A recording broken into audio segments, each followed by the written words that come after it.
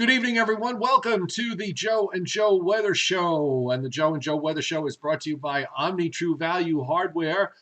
They got mulch, and the weather is so nice. Take advantage of the fact that they've got tons of mulch in different colors. They make it there, which means they never run out, and you'll pay less because they are cheaper than anybody around. 1226 North Wellwood Avenue in West Babylon. The red one's my favorite color. On Long Island in southwestern Suffolk County.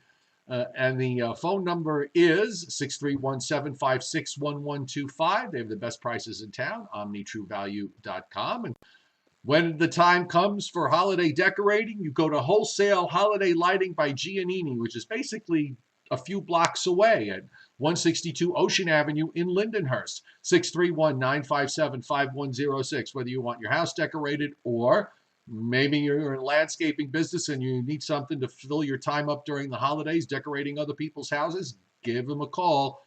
Make this your business, 631-957-5106. And the website is liholidaylighting.com. So here we are, Joe. A lovely day. Although one of the things about today that is the reason why you have to, I guess, pay a little bit of attention over the next 3 days. Some clouds did develop today, which kind of surprised me. I mean, I would have thought you maybe get a couple of patchy clouds here and there, but it was probably a little bit more than that looking at the satellite loop.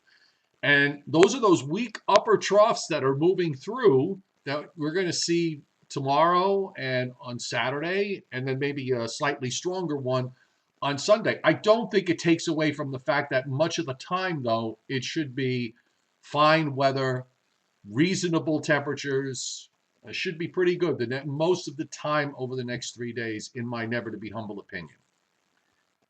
I think so. I will agree with you. There's not much really to talk about weather-wise aside from these little, troughs that are moving on through the area, providing again the occasional patch or two of cloudiness. High pressure is trying to predominate over much of the Ohio Valley and Mid-Atlantic, but again, we're seemingly being grazed by these little upper-level systems that are moving on through, chiefly across New England, and they're just far enough, or they extend just far enough into our area to produce this convective cloudiness that pops up or bubbles up or percolates up during the latter part of the day. But again, no big deal, no problems. Doesn't appear that we have any significant or major problems to be concerned with. Although, I don't know how many of you, are already thinking about, getting into the car and maybe doing a little bit of traveling in and around or to the north or the west of the immediate tri-state New York City area. But it would not be surprising to me if, let's say on Sunday, Joe, maybe across the Berkshires or the Catskills or on up into the white or green mountains of Vermont, New Hampshire, that you might find a shower or thunderstorm pop up by the end of the day on Saturday. Again, no big deal. But then, and as you just pointed out, we may see a stronger disturbance move through with maybe a better chance of that on Sunday. But right. Overall, for the next few days, ho-hum weather, I think. Yeah, which is fine. And also, one of the things that is going on next week that's a little bit different is that we have another high that's going to build from the Great Lakes. But this is not a cold high. It's actually a warm high because we have a bit of a ridge that's building in the eastern part of the U.S. So it'll keep... It'll allow temperatures at least to get up to seasonal levels for the first half of next week, and once we do maybe a little cleanup from whatever happens late Sunday night into Monday morning, I think the weather in the longer term probably looks pretty good unless something's changed. It looks pretty good through the middle part of next week. Yeah, I think maybe late Tuesday into early Wednesday of next week, we might have, I wouldn't call it a backdoor front, but a more classic type of weather front diving on through from the eastern Great Lakes, sweeping across New York State and off to our south. And that might, cause a little bit of a bump in terms of some clouds and maybe a couple of showers here and there. But again, everything is moving very quickly. So, and there doesn't appear to be any kind of major adverse weather maker coming our way, no atmospheric hemorrhage, if you will. So it looks like a pretty quiet set of days coming up, save for the occasional cloud or occasional passing shower. But more often than not, should be rather nice. Yeah. Usually in these down times, it's not a bad time to do a little bit of weather cleanup. And I just want to first off say big hello to everybody on the chat board tonight. Welcome. I hope your day was a good one. And I just want to, in case you don't have it, you can download the my free weather app on Google Play or on the App Store. Just put in meteorologist Joe Chaffee, and you not only can follow the weather every day with website posts that go on the app. But you've got Zoom radar and the Weather Service forecast. If you're somebody that likes to look at icons, you can look at their icons on the app. And you can watch the Joe and Joe Weather Show from the app and Weather in 5. So if you haven't downloaded, just go to Google Play if you have an Android, or if you have an iPhone, go to the App Store and just type in meteorologist Joe Chaffee and enjoy. So just wanted to give everybody a heads up on that. Lord Fairchild is not on the chat board tonight, so far so good. We're safe. Uh-oh. You know. You know where he is. You know where he is. He's having dinner tonight with Samara Mott and Sal Yeah, Blandino. listen, you're not being funny about the Sal Blandino angle, and I love you, Sal. You know I do. Okay, from the pit of my stomach, the bottom of my bowels, I love you. But I just want it's funny because on these live shows go into the YouTube library and you can watch them anytime and you can comment. And the two of them have been having this ongoing conversation back and forth almost day to day. So they're quite a formidable combination. But Sal should be happy because at least for most of the time, he can relax at least most of the time over the next 5 or 6 days. There's not going to be too much to get in the way of his insatiable love life that he has, or whatever it is he's always planning. Okay, You're so mean. I am. I'm in the. You know why, Joe? Oh, you can't. You know what? I got to. Let me take the background off. Hold on. Hang on. I can't take the background off unless I close my closet door because if my mother sees that I'm doing a live stream with my closet door open and my clothes hanging out, she'll yell at me. So just give me 1 second here.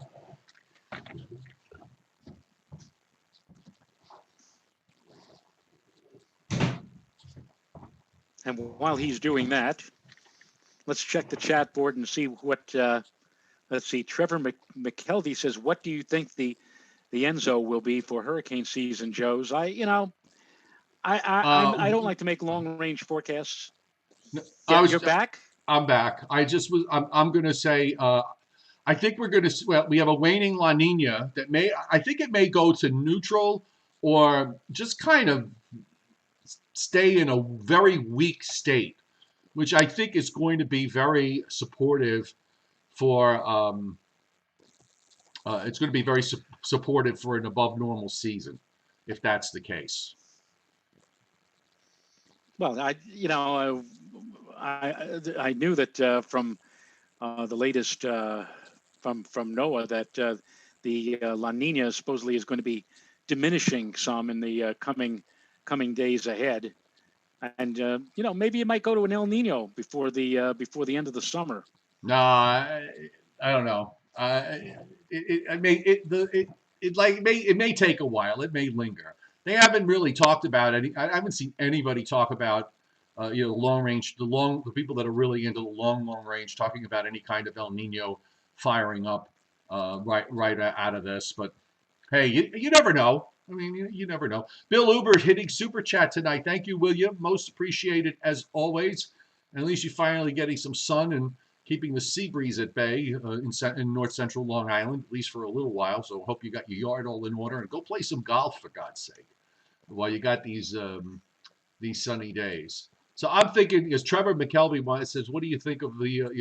I'm sorry, you just said that. So I'm just to finish that thought. I am uh, thinking that we're going to have an above normal season overall. I think it's going to be different from last year, though. Last year we were loaded with tropical storms, or really didn't have. We had some major hurricanes, but the vast majority of systems didn't really get beyond tropical storm strength. I think that trend will probably be that will not be the trend this year. I think there'll be a more No, we'll a see. more normal there'll be a more normal distribution between the two. Yeah. Well, last year was crazy. Last year, if they, the old saying, if it looks like a duck and quacks like a duck, it must be a duck. Mm-hmm. If they see something that was like if they saw something that was off of the coast of Lisbon, Portugal, that looked anywhere near like a tropical cyclone, okay, there's another one, I and know. I know. that's Well, tough. that's You that know, that that was that is a conversation that needs to be had. No question. yes. All right, so let's take a Ah, look at what's going on loop wise on the U.S. loop, and let me get rid of this still shot here. The You can see the clouds that kind of developed during the late morning and afternoon. These little patchy, these little patchy areas of cloud cover. I mean, really didn't take away too much from the nice day that it was. Moisture in the Gulf of Mexico is streaming across the state of Florida. There's not a whole lot going on tonight other than a little bit of severe weather that's breaking out over parts of West Kansas. So you can see the blowups there in uh, northwest Kansas and into western Nebraska, the big white cloud tops and those storms. And that's the place where SPC has some risk. Other than that, a little bit of cloud cover there in the Pacific Northwest, but the eastern everywhere east of the Mississippi today and north of the immediate Gulf Coast really had a very nice day. it was. I would have to say this had to be, the pick of the week or one of those top 10 days. It was. I was out there, this afternoon doing a little mowing with the tractor mower, and I said to myself, I was thinking about all the times that I've been on that tractor, either in the late fall when it was like very chilly or very cold, or in the summer when I was like literally sweltering, you know. And I said, why can't it be like this all the time? This really was a very, very nice day out there today.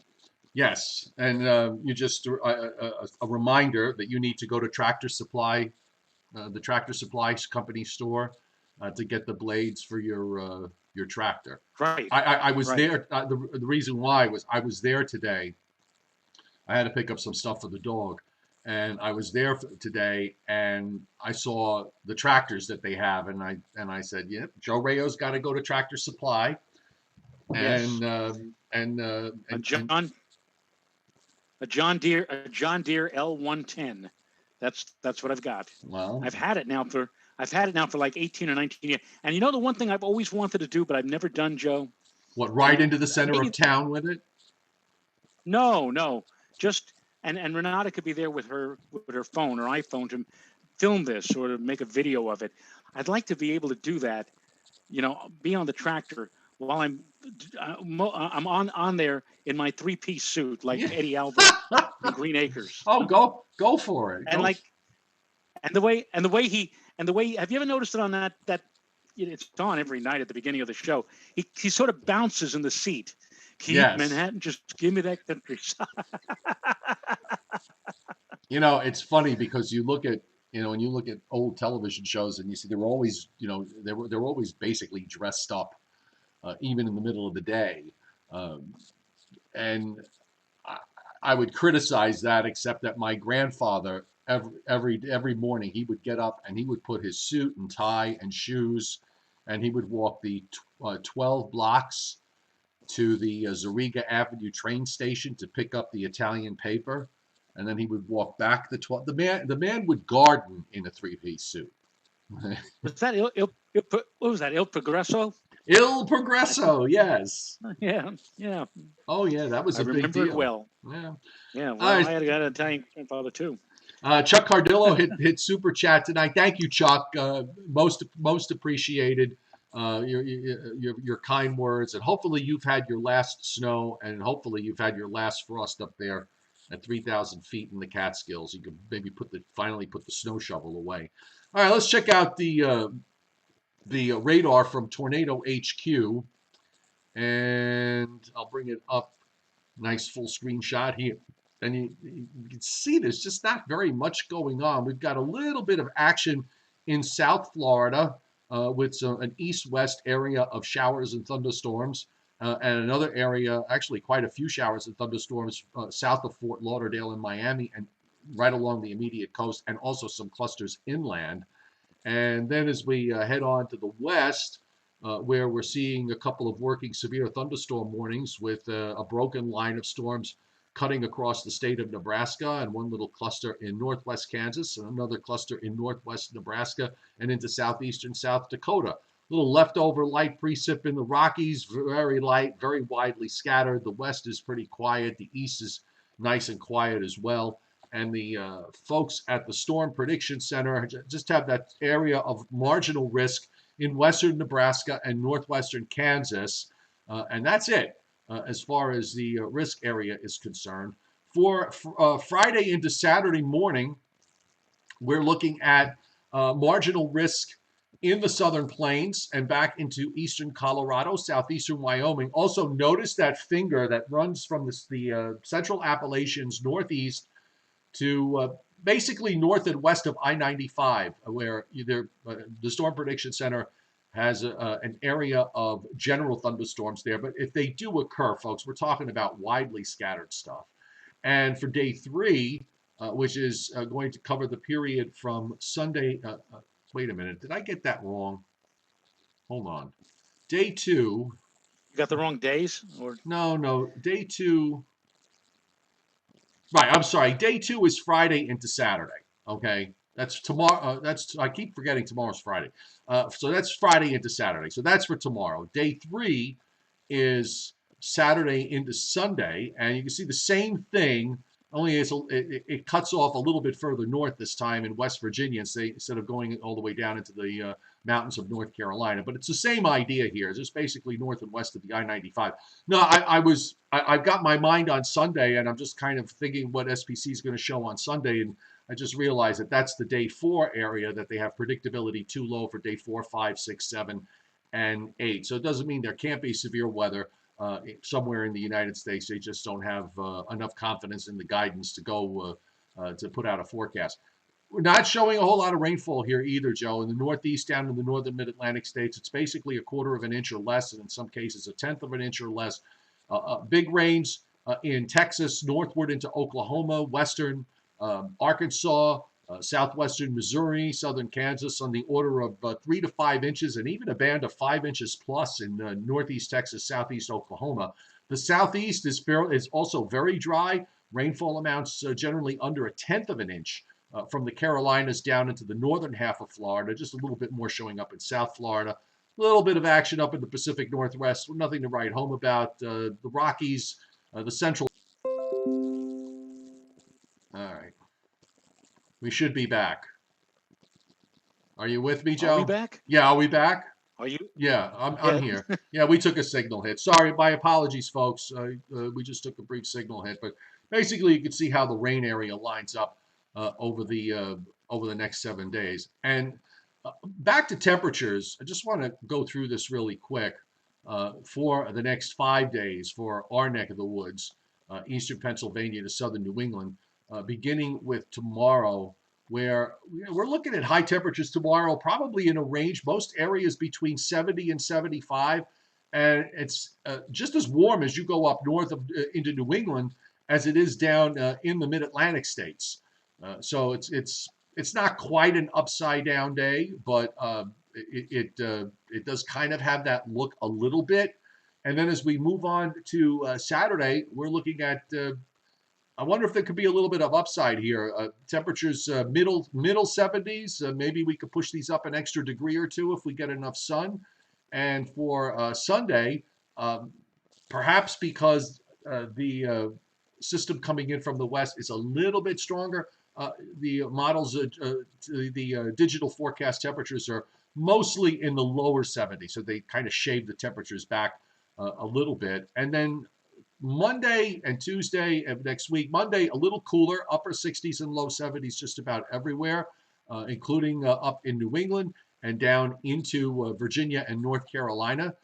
Tuesday, we'll warm it up a bit, mid 70s. And again, this is that next high that comes in, which is, even though it's building in from the north, it's not a cold high by any stretch of the imagination.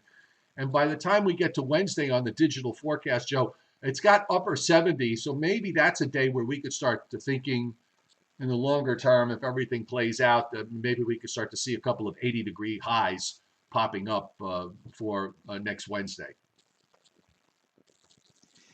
It's been such a long time since we've had a protracted or prolonged spell of temperatures that are going to be at or above normal. So this is all very welcome. I know the folks who are watching, let's say, along the immediate coastline of New Jersey, and especially the south coast of Long Island, you may not get as warm necessarily, but for most of us, this is a long time in coming, and I'm really hoping that we'll be able to. You were just talking a few moments ago about the last of the snow with Chuck Cardillo. I'm just hoping that we can go into a nice stretch now where we can actually enjoy stepping outside. I can enjoy stepping outside without having to put on, a sweater initially. Just go out and just enjoy the weather like we have Yeah. today. Oh, I agree. It was a nice day here today. It was in the 60s here for highs and a nice breeze, blue skies and sunshine. We had a doom and gloom day here yesterday where temperatures were in the low to mid 50s all day. So let's carry through the GFS really quick. I don't think there's going to be any great revelations here with this high settling in over West Virginia. Again, it's the fact that we've got these upper troughs that are these weak upper troughs that are going by. You can kind of pick it out a little bit here, say tomorrow afternoon. Just look at where there's a little kink there in the isobar, right about there. So there's some kind of trough there. There's another one that's upstream to the northwest that's right behind it. So that's moving southeastward, and that's probably what's going to go through on Saturday. Again, with that chance for an isolated shower or storm. You see some showers developing back through Missouri, southern Illinois, southern Indiana, into Kentucky, back into southern Kansas. There's low pressure on the Oklahoma Panhandle there, and a piece of that pushes eastward, kind of breaks away. And this is what the models are showing with respect to maybe a better chance for showers or a thunderstorm for later Sunday afternoon into Sunday evening. So that's something we might want to take a look at when we get there. And ultimately, what's left of that's out in the plains gets suppressed to the southeast as another high builds down from the north. So that should keep the northeast and mid-Atlantic states in good shape. I'm already into Wednesday and Thursday of next week. And, there's the ridge aloft and the surface ridge off the East Coast. I mean, it looks like it might get nice and warm here Wednesday, Thursday. Here being, I'm talking eastern PA to southern New England and surrounding areas. And there's that front show you're talking about here that sort of develops over the top and then drops southward sometime late next week with a bit of a high that tries to build down from Canada. Maybe it builds down, maybe it doesn't. And of course, by the way, if you take a look down near Florida, being that they're going to start tropical weather outlooks this weekend, it's only natural that the models are going to now begin to start spinning up every low that they can get their hands on, and it's already spinning up some sort of system here, Joe, on the day 7, 8, and 9 time frame in the Gulf of Mexico. So there you go. I don't even know what the first name is this year. Oh, I was looking with the at A storm. I was looking at the list of names, and you know what I noticed? Of every name on that list, we know how to pronounce. So we don't have like it's a Ia. No, we don't have an it's a ES, and we don't have names that will drive you to drink trying to figure out how to pronounce it. No, they're all pronounceable. The one, the H storm, is not a problem because we've had it before, and that's Henri, which is pronounced Henri. Henri, yes. Henri. So, but all the other ones are, Harry, Bob, Ted, and Alice, or whatever they are. Anyway, coming up on 8 o'clock, there's not a whole lot, a whole lot we can talk about. I'm drinking my glass of wine tonight, which is why I'm in a good mood. And trying to think if there was. Oh, there was I, one thing last night. Dr. Fairchild was criticizing me for popping popcorn in a frying pan, um, because that I should be using a microwave. So I assume that he's referring to the fact that I should just buy microwave popcorn. Well, you know, the reason why I do not use microwave popcorn is because they use a chemical in there in microwave popcorn that actually screws up your sleeping patterns. And I discovered this years ago before they even said anything about it. I noticed that whenever I would, years and years ago, whenever I would have microwave popcorn, I wouldn't be able to sleep at night. And I was like, why? And I kind of made the connection. And then they came out with a few things that said that there's some whatever chemical they use in there can, for some people, it can screw up their sleep. So I would rather do it the old-fashioned way. It tastes better. And then I melt my butter, my Plugar butter on it, or my Kerry butter. I have to tell you, I already told you because before we did our show tonight at 6 o'clock, I did what was going to be a number of different virtual um, library talks, uh, chiefly about the upcoming eclipse of the sun that's going to happen on June the 10th. It's a sunrise eclipse, and about 80% of the sun is going to be covered when the sun comes up that morning. It's going to be a very unusual and, quite frankly, if we have just the right weather conditions, a rather spectacular event. And if you're in New York City, where would be the best place that you possibly could go to watch an event like this? Now, I did not alert them to this. Somebody must have alerted the management of the Empire State Building. The Empire State Building has just announced today that you can watch the solar eclipse from the top of the Empire State Building. They normally close the observation deck at 2 o'clock in the morning, and they don't open it again until like 9 in the morning. This is going to be at 5:30 a.m., so it's going to be open much earlier than usual. But in this news release, which I have in front of me here, um, it says there are only going to be 25 tickets available for the Empire State. They're calling it the Empire Eclipse Sunrise on June the 10th, meaning this is going to be an ideal opportunity to get the popular New York City attraction nearly all to yourself. Entry will include exclusive sunrise access to the Empire State Building's legendary 86th floor observation deck. Now, I will leave it up to you, Mr. Chiaffi. How much do you think that they are charging for a ticket for the eclipse of the sun on June the 10th at 5:30 in the morning, so that you and 24 others can have the top of the observation deck all to yourself? Oh, I mean, it's got to be four figures per person. No, not that. No, that much. Surprisingly, I didn't even know it cost this much. Normally, it costs $42 for for each adult to visit the Empire State Building, Mm-hmm. and with 25 guests, there's no need to pay the extra skip the line fee. But the price is being quoted at $114.81 per ticket. How'd they get the So 81 cents? I don't know what the Oh, 81 maybe, cents is maybe, for. maybe because I think the sales tax is like 8.87539. It's like pie. It goes out I 90 mean, I a remember million places. I didn't even realize it was that much even without an eclipse. But $114 to go up to the top of the Empire State Building, that's Yeah, no, crazy. no, I'm not doing that.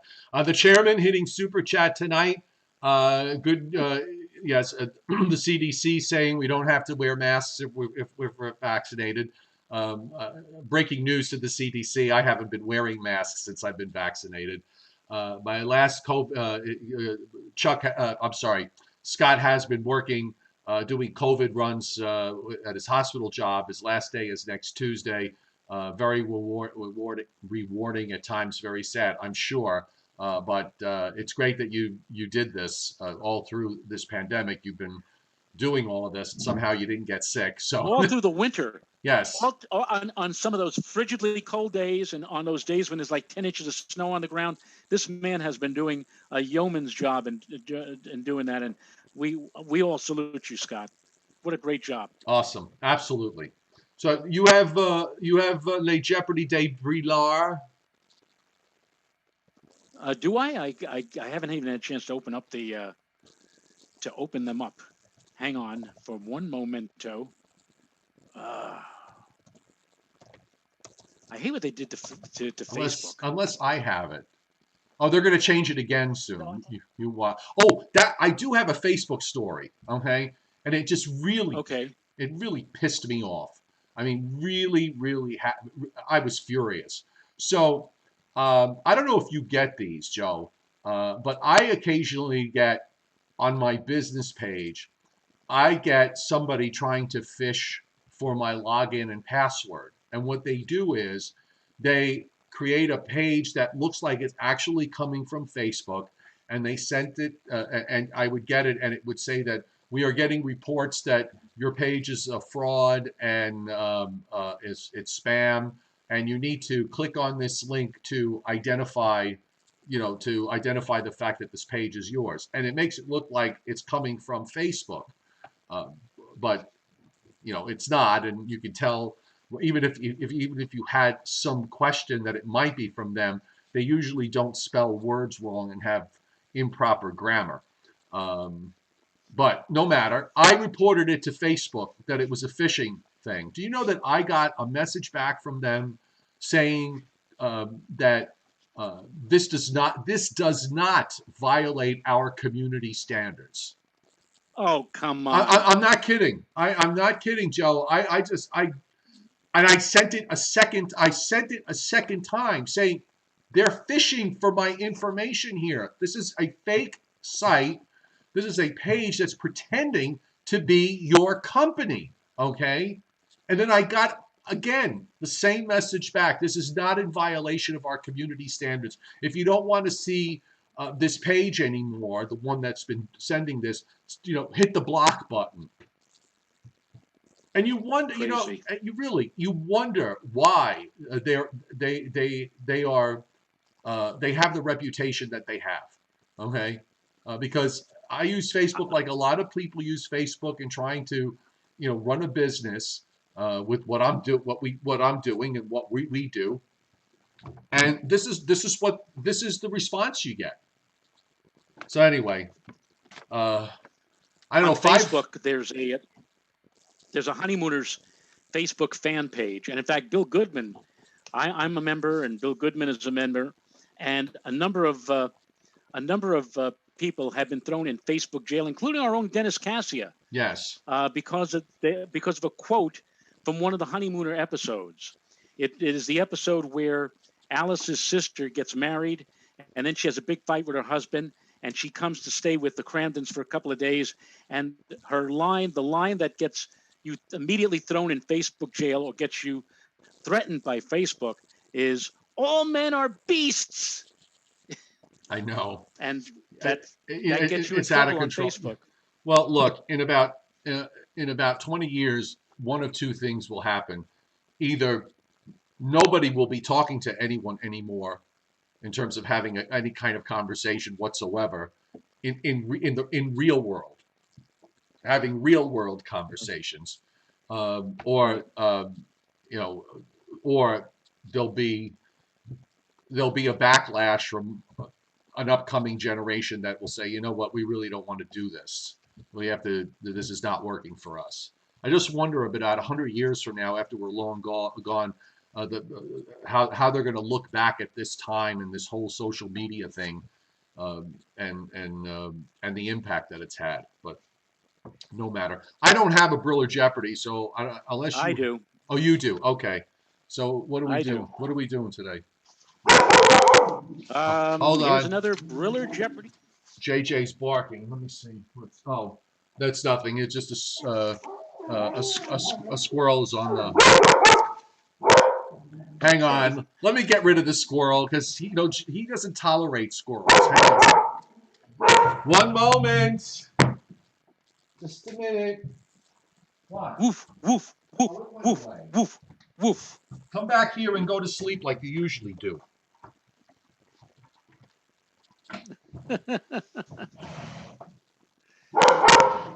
Well, anyway, We have another Ugh. Briller Jeopardy top 10 list for Mr. Chiaffi. Hold on, I accidentally unplugged my mic. Must have been while I was I can still vacuuming hear you. today. Okay. Yeah, no, the auxiliary mic picks up. Right. Okay, All go right. ahead. These 10 states have the highest mean elevation. They include all 50 states.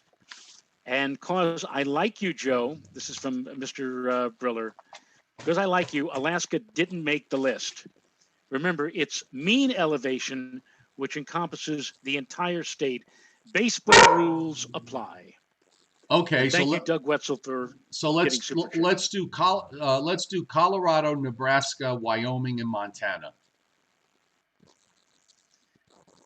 Colorado, Nebraska, Wyoming, Nebraska, and Montana. and they're all on the list. Colorado is number 1. Wyoming is number 2. Nebraska is. Wait a minute. Did you say Nebraska? Yes. Strike one. All right. So Colorado, Sorry about Wyoming, and that. Montana are on there. Correct? Montana is number 8. Yes. Wyoming and Montana. Okay. So now let's add to that Utah,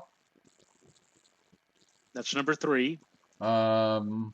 Arizona, Number 7. Idaho. Number 6. So I've got Doing pretty 6 good here. through 4. Let's see. Nevada. How in? Nevada's number 5. 1, 2, 3, 4, 5, 6, 7. Washington. Strike 2. Really? Washington wasn't on there. No, All right. Washington was not. 3. I know with the Cascades, you figure the Cascades would more than make up for any, low level Yeah. stuff. JJ, please. Oh. All right. So I only got there's three left, and I only have one miss left to take. Should I go east? No, not really. Oh no, not really. Okay. No, not really. Hmm. But I know, Joe, I know you'll be utterly enchanted. Oh, New Mexico. By the I honey. was Yes. going to mention New Mexico. New Mexico. Number 4. Number 4. Okay. New Mexico. The only other 2 states, I mean, if I'm going to throw 2 other states in, and it's not, I'll just go with the Dakotas, South and North. Strike! You're out. All right, so what's the 2 I didn't get? Utah. I didn't, I said Utah. You did? Yes. Give me the. Colorado, Wyoming, Montana. Wyoming. Right. Utah, Arizona, Idaho, Nevada, New Mexico. Okay, and so there's one left. 2 left. Right, but I just said 2 left, right? I just said South and North All right. Dakota, and you said that the strike 3 for strike 3. Well, there's no South and North. Neither North Dakota or South Dakota are on the list. Okay, so that's 3 strikes. I'm done. I'm All out. right. Who? What are the? They what said, are, like you said Washington, yes. but you didn't say Oregon. Well, I thought that if Washington didn't make it, I figured Oregon didn't make it. So Oregon Well, did there make you it. go. Okay, It did make it. So Oregon made it, but Washington didn't. And who's the other state? Aloha, Oh, Hawaii. Hawaii. Okay. All right. 1, Yeah. 2, 3, 4. So I got 8 out of 10. That's not too shabby. That's not too I shabby was at in all. the Someday, I was in the general vicinity therein. And I also have to remember. I got to remember that when we do this, it's 50 states because I start focusing on the continental 48, and I forget about Alaska and Hawaii. And you said that Alaska wasn't on the list, so that gave me help. But then I just blanked out on Hawaii. Yeah. Oh well. Oh well. All right, so folks, you know what? Have a great Friday and a great Saturday. And the Joe and Joe Weather Show will be back on Sunday at 11 o'clock Eastern Time. And in the interim, you've got some nice weather. So enjoy it. The Joe and Joe Weather Show brought to you by Omni True Value Hardware at 1226 North Wellwood Avenue in West Babylon. Mulch, mulch, and more mulch to get your yard looking magnificent. And the telephone number there is 631-756-1125. They have the best prices in town because they make their mulch there, so they never run out, and they're cheaper than the big box stores. And you're supporting a local business. All good reasons to go to Omni True Value Hardware, and the website is omnitruevalue.com. So I'm just seeing Christinapedia said the reason you get these phishing messages on Facebook is because someone else who follows your page got the same thing. And hold on, I got to scroll back. And they put their name and PW in it, so then it gets sent from their account. Yeah, figures. This is actually going specific. Doesn't go to my personal page, by the way. This is on my meteorologist Joe Chaffee weather page. That this is, and it's not the first time I've gotten this from them. But just to get a message back saying that, oh, this doesn't violate our community standards, was just mind blowing to me. Just mind blowing. Must be a hell of a community. Yeah. Well, you know what? It was one of those. I'm sure it was probably one of those bots that those auto responses that they have that they do. They read the keywords, and no human actually read my message. So anyway, I'll live. I'll get over it. Well, you have a good Friday, a good Saturday, and we'll see you on Sunday morning. And I believe Mr. Briller has questions for my lovely wife. More Okie doke. cooking stuff. Oh, wait. So Before we go, one more thing. Hold on. I just want to make sure I got everybody on Super Chat tonight. So Doug Wetzel hitting Super Chat tonight. Thank you, Doug. Most appreciated. Scott Briller hit Super Chat tonight. Thank you, Scott. Also, big thanks to Chuck Cardillo hitting Super Chat as well. And there was one more from earlier. Oh, God. Who was? I know I thanked them from the beginning, but um, no, it's not loading up, so I can only see 3 out of the 4. Oh well. Whoever it was, I know I thanked you at the beginning of the show, and my 62-year-old brain that is now immersed in wine doesn't remember. So have a great Friday and Saturday, folks. We'll see you Sunday morning at 11 o'clock Eastern Time. Good night. nighty night.